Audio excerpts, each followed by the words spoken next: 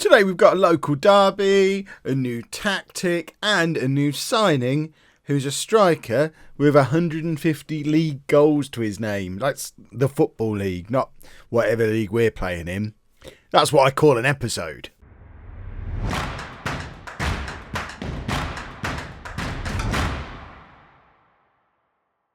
Hello and welcome to part 4 of It's Coming Home. I'm Kevin. Coming up on today's episode, we have our big local derby game away against Wisbech Town, and then we've also got a home match against Lincoln, who are up in the playoff picture. Since you were last with me, we had a bit of a rough patch, and now we've had a bit of an okay patch.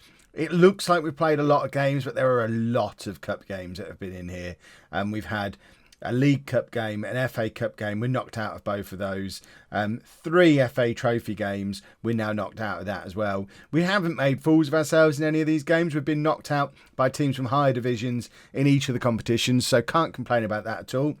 I was particularly happy with how we played away against Tamworth because we were very much in that game. And I think we're slowly starting to build a tactic that works. We've signed a few important players, as you might have just seen a sneak preview of. We're now playing a diamond as well, which I'll show you around in a second. And I think we're slowly coming out the other side of a dodgy spell of form. This is what the league table looks like. We're 9 games in. A lot of the rest are 10 games in. This is actually our game in hand against Wisbech because of those cup runs.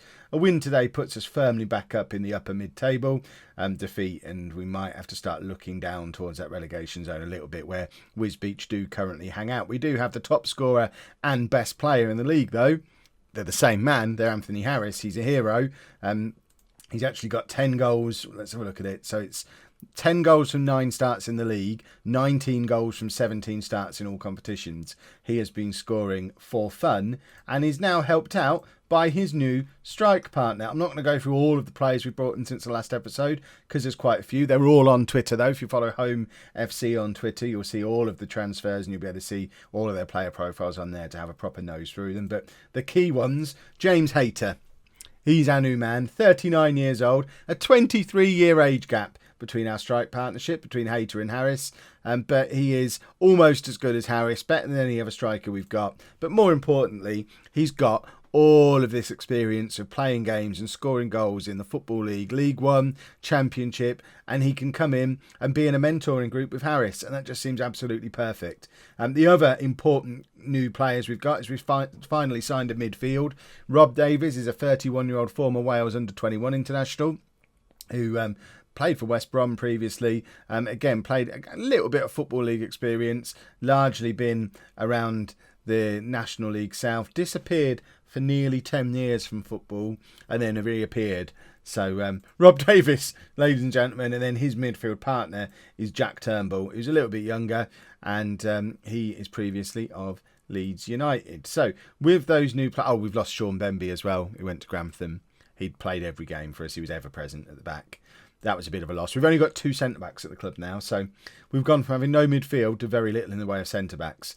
But this is the system that we're using, and I've gone for this mainly because that run of terrible form that we looked at before, that happened when Morris was injured and Phillips was away on a 2-week holiday because he was tired. So we had neither of our ball-winning midfielders available, and we just crumbled. We couldn't play without them. So my new plan is, rather than playing them both together and having no backup for them, because we don't have anyone else at the club who can play in this position, we'll just play one at a time. We'll play the best one, which is Morris, and if Morris is injured or suspended or tired, Phillips can play. Phillips can come off the bench to deputise for him, and it means we always have one man protecting what is a very weak defence until we can identify another defender or two to bring in. So Morris sits at the base of the midfield. Dunn gets to play in his natural position in behind the strike partnership with the 23-year age gap, and our 2 new midfielders can sit in there. It works quite well. I like it. I like it so much I've even named it. I'm planning on sticking with this one for a little while. Let's go through it player by player as we introduce the team for the game against Wisbech. So we've got Brannigan in goal. A back four of McNally, Smith, Kaiser and De Groot. Morris as the holding midfield player. Davies and Turnbull in midfield. Dunn in behind Hayter and Harris. We do have some options on the bench. Sheridan can come on and play wide if he needs to, as can Seth Patrick, who's not played a game for us yet, but he can play out on the right wing. So we could switch to a system with wingers if we needed to. Owen can play left back or in midfield. Phillips can come on for Morris. And McNulty is, he apparently is a defender. I'm not convinced by him. but he's there as an option if we need him as another centre-back. Let's get into the game, though. It is our big local, or one of our big local derbies. I think of the teams that are actually in this division with us, I think Wisbech are the closest geographically to where we are. There are a couple of teams, or certainly one team, Yaxley, who are closer, but they actually play in the southern divisions. We're on that border. It seems to be fairly random which one you play in. But let's assertively say, yeah, we should be winning a game like this. Wisbech are down in the relegation zone. And if we're going to have any hope, it's saying we're doing a tactical change. We've done this tactic for the last 3 matches. We should have. We're both in a similar predicament. Yeah, we do need to. Why is this happening? It's not the best. Weather is not an issue for us. We thrive in all weather conditions. Oh my God, it's pouring down with rain. But I think we've got to be able to. Oh, we just won a penalty early on. Or is Harris just fallen over? I thought we'd won a penalty 10 seconds into a local derby. That would have been magnificent. But I think this is the sort of game we've got to be winning. We've had our sticky patch. We've had a little bit of a recovery from it. We've got all of the cups out of the way, which they were in the way. They were making it difficult for us to get a run of league games together. But I guess they came at a good time because it meant we were that spell where we had no holding midfield players. That happened mostly in the cups, so it didn't destroy the league too much. And it just means we can have a proper push at it now, which is good. We made some money as well from the cup runs, which is very handy because money is definitely going to be a problem for us. But he is done deep in the midfield, finds Davis, who plays it over the top to Harris. Harris squares it to Hayter, and there's James Hayter's first goal for home. And it's exactly the kind of goal that I'm expecting to see from this strike partnership. Harris is all about pace and power and running, and I mean, he can finish as well, but he's really about getting himself into loads of goal-scoring positions and increasing his odds of scoring because he gets so many chances. So he's all about the running. Hayter's just a finisher. James Hayter has scored goals throughout his career. He's there to offer a little bit of experience, but really to be there to get on the end of those little cuts back from Harris. When he gets himself wide and can't shoot from those positions, he's got Hayter to play it onto. But here's Davis across to Harris, and there's Anthony Harris with his 20th goal of the season. 20 minutes on the clock. It's Wisbech Town 0, home 2. And this is exactly the performance we were looking for. This is what we expected from this diamond. And it's nice that we've finally got a team that looks like there's been some thought put into it. We've gradually been able to bring in the players that we wanted. Obviously, the big danger at this level, yikes, we've conceded a goal immediately. Well, that's a danger. So he's got 5 goals already this season. I think he's a centre-back because he's got the number 5 on his back, hasn't he? So clearly he's a bit of a set piece. Oh, no, he's the number 10, so he is their striker. I think he's a former Posh Youth team player, actually. I recognise the name, Michael Frew. But there's always the danger that any one of these players could leave at any moment. That was your cut back again. This time Hayter's clattered, but Turnbull was there to just hammer it home. Turnbull came from absolutely nowhere. I'm going to try and track where Turnbull's run came from. I think that's Turnbull there, miles back, but just keeps running and arrives exactly at the right moment. It's a great bit of midfield play from Turnbull. Went past 2 green shirts and just absolutely thumped it home to make it 3-1. But we saw the move in action again. It was Harris pulling out wide as an advance forward. He's going to drift into those channels, use his pace, get into wide areas, knowing that James Hayter's going to be in the middle, which is something he didn't have when he was playing up front on his own. He'd get into those wide areas and nothing really would come from it. Dunn would sometimes make up the ground and get to him, but Dunn doesn't really want to play as an attacking player. He's more comfortable as the supporting role. I think it's going to work. I think it's good. I am pleased with the performance. Keep it going. More of the same, please. We actually look like a good team again all of a sudden. But what I was trying to say before the excitement of the goal was the big danger is obviously we know at any moment any one of these players could leave. We could get, like Dunn, for example, could leave tomorrow. McNally could leave tomorrow. He's injured. He probably needs to come off. He looks a little bit broken. We've got Owen who can just come straight on for him, play at left back. Easy substitution to make in that situation. But it's only really the youngsters, the likes of Morris and Harris and Phillips. They're the ones who we're fairly confident, unless we get money for them, they're going to stick around. Anybody else, that was the most ridiculous penalty I've ever seen. Harris gets the shot away and then afterwards is clattered. So James Hayter gets the opportunity to make it 4-1 and scores. I mean, what a ridiculous penalty to give away. I love playing at this level. It's amazing. James Hayter He's never going to miss from there. Easy peasy. And it's 4-1. This local derby could not be going better. I think we're going to take Dunn off. He's not having the best of games. We've got Sheridan, who we've played him mainly as a winger so far, but he is capable of playing as an attacking midfielder. It's probably his best position, actually, just tucking him in there. We played him as part of a 4-2-3-1 a few times, and he's looked very good. And so we'll slot him into that little role. And then I think we're probably going to take off Morris for the last 10 minutes, just really to stop him getting injured.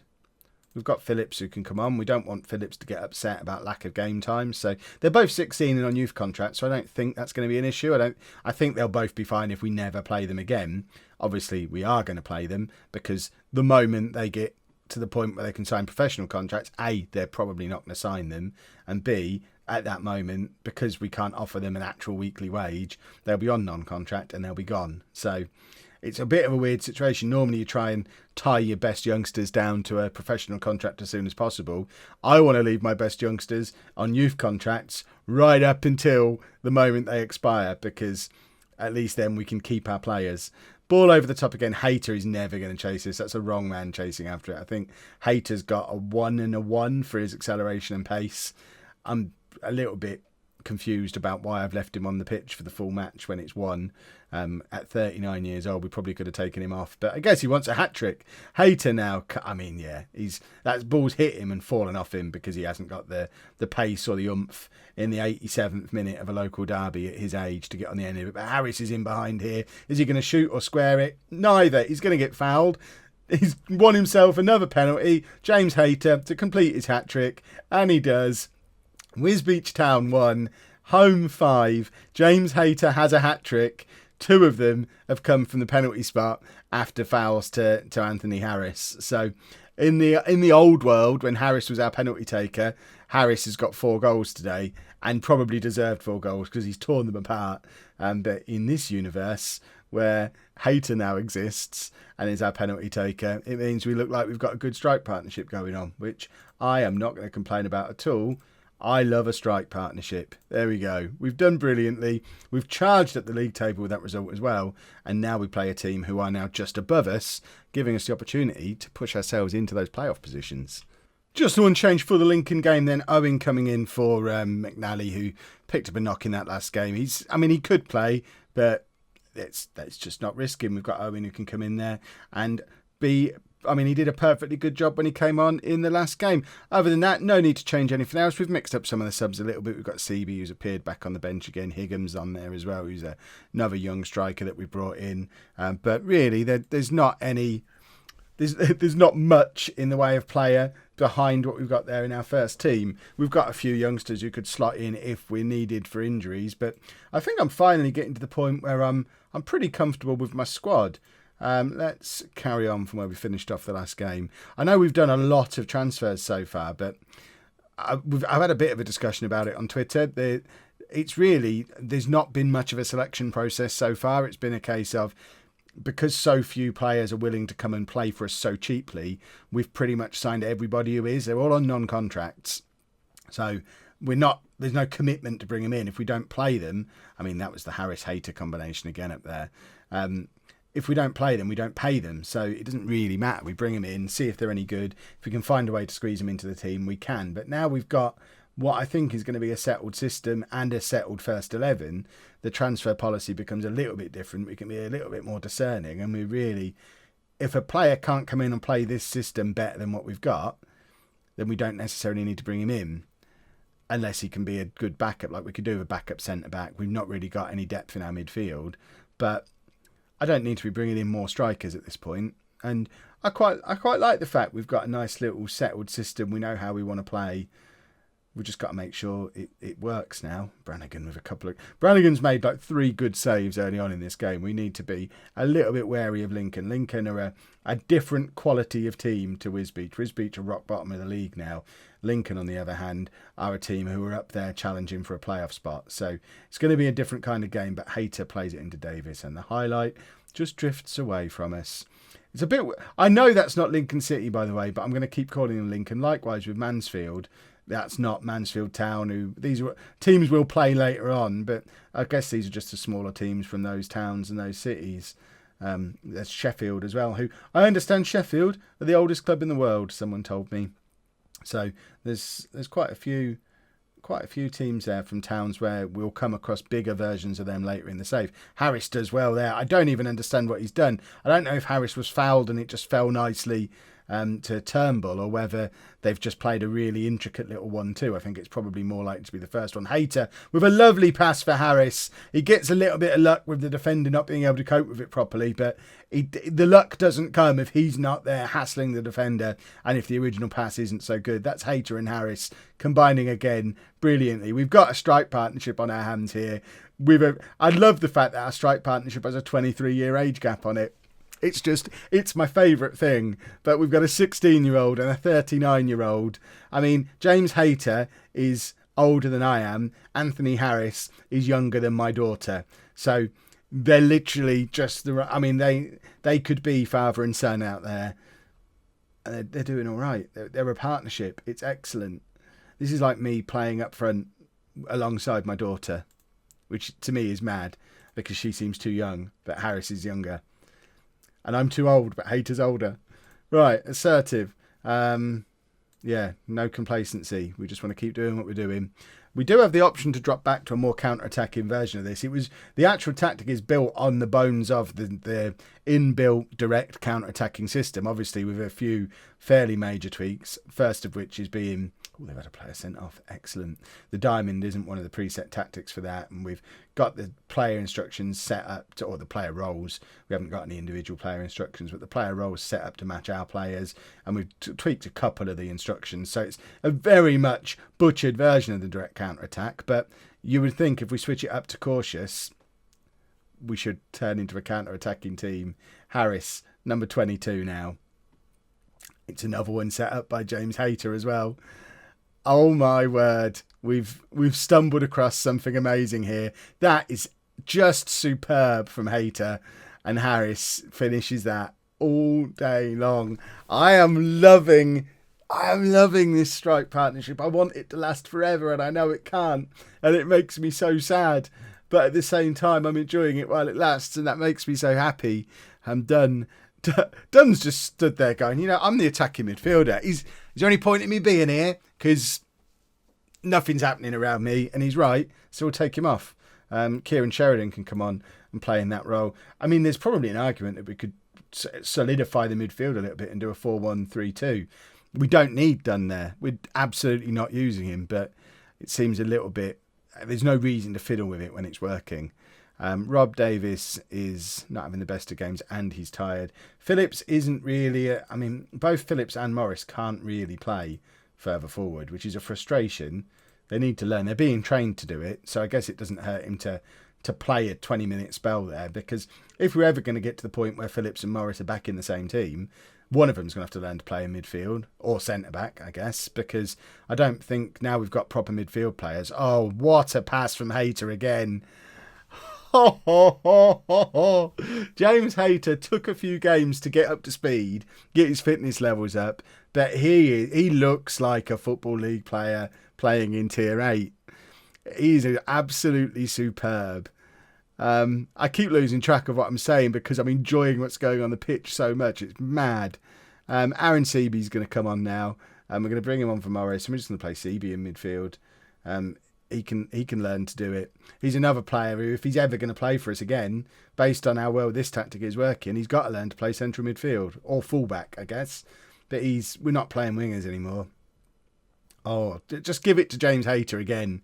Sheridan now, doing something Dunn didn't do and having the ball. Plays it back to Hayter. Look how far back James Hayter is because the little old man can't keep up with play. The entire midfield had run beyond him, but the first instinct of Sheridan is still give it to James Hayter, and Harris is in again for his hat-trick. It comes back off the post. Still 10 minutes left. He can still grab a hat-trick for you. He's good. We're a good team. We are a very good team at this level. I love it. I don't want our players to start disappearing. If we get too good, we're going to lose our players. And that's the big fear. It took us 10 games to assemble this team. If they get torn apart in the next half dozen games, it's going to take another 10 or 12 games to do it again. Hayter with the flick on. I can't believe he's played two full 90 minutes in a week. That's just madness. We need another. That's the big worry. We need another James Hayter, which is easier said than done. But we need someone else who's going to be the perfect partner for Harris so that we can keep this system going and not have to play him for 90 minutes every game, because we're not going to be able to. Phillips on the edge of the area, plays it to the group. This is going to be the last move. And there we go. It's proper non-league, isn't it? Well, that was a special performance and a pretty special episode. I am very happy with the way things are progressing at Holme FC. We're going to have a day off from the save now.